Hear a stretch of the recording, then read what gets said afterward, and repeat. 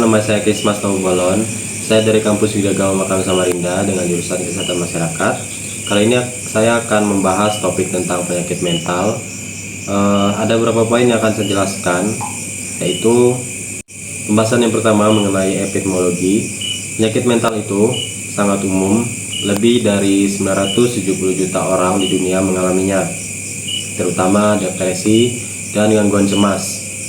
Kebanyakan dialami oleh usia 18-45 tahun, dan perempuan lebih sering kena depresi daripada laki-laki. Poin yang kedua yaitu definisi. Penyakit mental adalah gangguan yang bikin cara kita berpikir, merasa, dan bertindak jadi tidak seperti biasanya.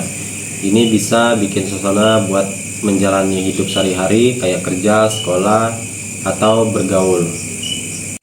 Baik, pembahasan yang selanjutnya yang ketiga, gambaran klinis atau tanda-tanda umum. Orang dengan gangguan mental bisa berubah cara pikir, suasana hati, atau perilakunya.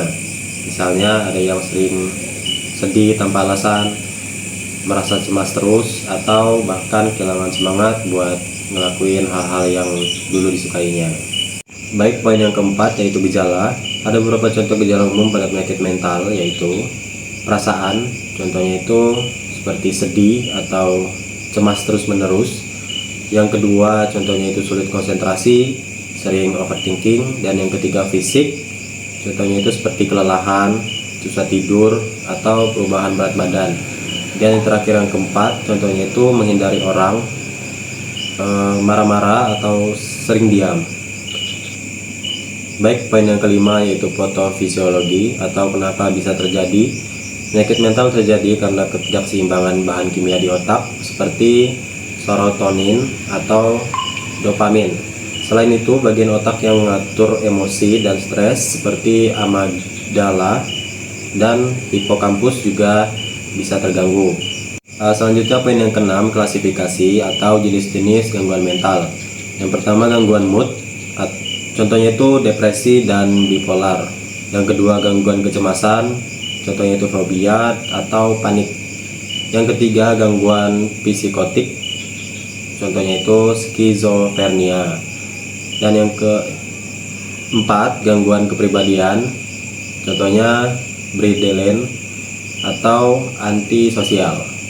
Poin yang selanjutnya yaitu faktor risiko atau apa yang bikin rentan. Ada beberapa faktor, yaitu faktor genetik.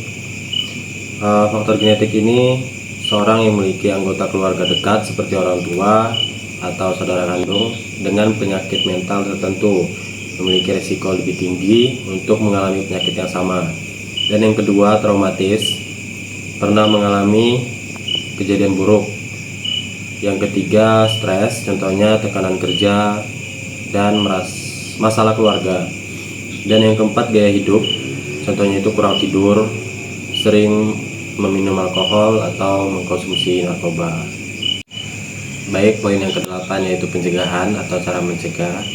Ada beberapa contoh, yaitu jaga pola hidup sehat, tidur yang cukup, makan bergizi, hindari kebiasaan buruk. Baik, poin yang terakhir yaitu prognosis. Dengan pengobatan yang tepat seperti terapi atau obat, banyak orang yang berhasil sembuh atau kondisi mentalnya membaik. Yang penting jangan ragu buat minta bantuan. Baik, demikian pembahasan kali ini. Semoga bermanfaat dan menambah wawasan. Sekian dari saya, mohon maaf jika ada salah kata. Terima kasih.